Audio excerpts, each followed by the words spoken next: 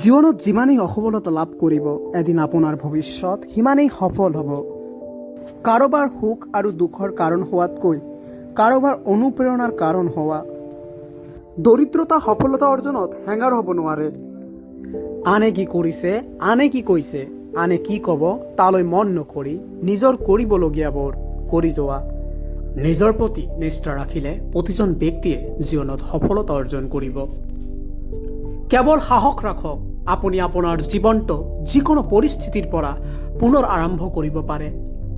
কঠোৰ পৰিশ্ৰম কৰি আৰু নিজৰ ওপৰত বিশ্বাস ৰাখিলে যিকোনো পৰিস্থিতিৰ সৈতে আপুনি সংঘাত কৰি জয়ী হ'ব পাৰিব।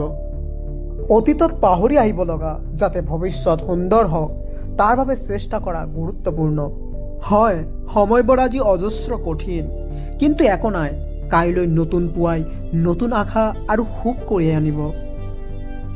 সুখ দুখৰ মাজতেই জীৱনটো চলি যাব, কিন্তু নিজকে সকলো পৰিস্থিতিৰ সৈতে খাপ খুৱাই গঢ়ি তোলাটো ডাঙৰ কথা। জীৱন সংঘাতৰ এক পটভূমি, সংঘাত কৰিয়েই জীৱনটো জয় কৰিব লাগিব।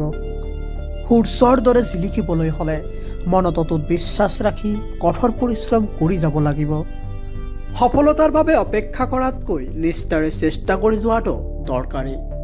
গছৰ পুৰণি পাতবোৰ নসৰালৈকে যিদৰে নতুন পাতবোৰ নগজে, সেইদৰে জীৱনৰ দুখবোৰ নোহোৱালৈকে সুখবোৰ যে কিমান মূল্যৱান বুজিব নোৱাৰি।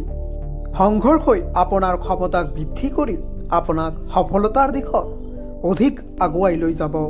অসফলতাই তোমাক কেতিয়াও স্পৰ্শ কৰিব নোৱাৰে, যদিহে তুমি সফল হ'বলৈ একাগ্ৰতা আৰু আপ্ৰাণ চেষ্টা কৰা।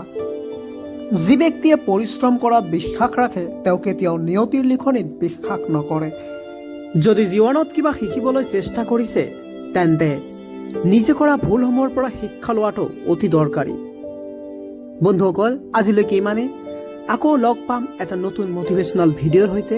আপোনালোকৰ ভিডিঅ'টো ভাল লাগিলে এটা লাইক কৰিব আৰু এনেকুৱা মটিভেশ্যনেল ভিডিঅ' কণ্টিনিউ পাবৰ বাবে আমাৰ অন্তিম মটিভেশ্যন চেনেলটো ছাবস্ক্ৰাইব কৰক। ধন্যবাদ।